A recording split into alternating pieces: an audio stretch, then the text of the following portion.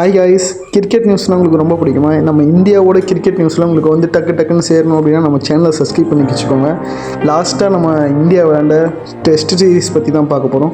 லாஸ்ட்டாக நடந்த India versus England third test மேட்ச்சில் சூப்பராக பேட்டிங்கும் சரி பவுலிங்கும் சரி அக்ரெசிவாக சூப்பராக கொண்டு போயிருந்தாங்க. ஆனால் நம்ம சடேஜாவோட பேட்டிங் வேறு லெவல்.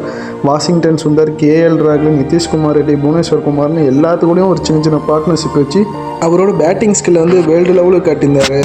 அவர் வந்து பேட்டிங் கடைசியாக முடிச்சது பார்த்துக்கிட்டிங்க அப்படின்னா நாட் அவுட் தான். 61 ரன்ஸ் அடிச்சிருந்தார் அவர் சிங்கிள் ஆளாக. பட் ஆனால் பேட்டிங் ஸ்கில்ஸ் சூப்பராக இருந்துச்சு. ஆனால் லோவர் ஆர்டர் தான் சரியாக இல்லை. சிராஜ் வந்து மிடில் ஆஃப் த பேட்டை தான் தொட்டார். பட் ஆனால் அது பேக் சைடில் போய் ஸ்டெம்ப்பு பிரேக் பண்ணிடுச்சு.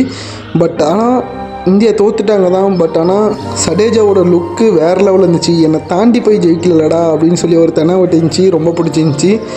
பட் ஆனால் ஃபோர்த் டெஸ்ட்டில் அது ரிவெஞ்ச் கொடுக்கறதுக்கு 100% இருக்குது. சிராஜ் ரொம்பவுமே உடஞ்சிட்டாரு.